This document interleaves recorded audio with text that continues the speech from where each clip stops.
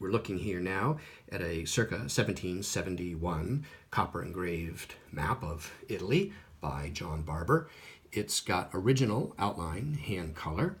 It was issued folding in a very large quarto format, a gazetteer in London. And we see beside this vignette title here, the blank margin has been trimmed away very close to the neat line of the latitude graticule here, and that's as issued to facilitate this folding of the map when it was folded into that gazetteer. On the back, we see old paper, tissue paper, well done, repairs right here to these tears. There's some a paper wrinkle here. There appears to be, yes, a very small little repair done there. I think there's a little one here, and that appears to be it. These are almost invisible.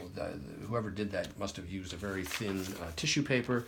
And so the map now displays quite well.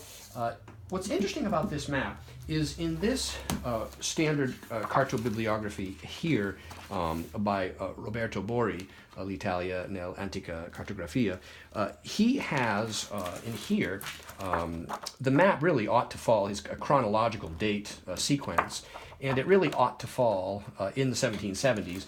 However, his example that he found when he was doing this, he did not know the date, which is, can happen, and it's not a big deal. However, we do see here that he's referenced it as map 248 and dated it 1799 circa.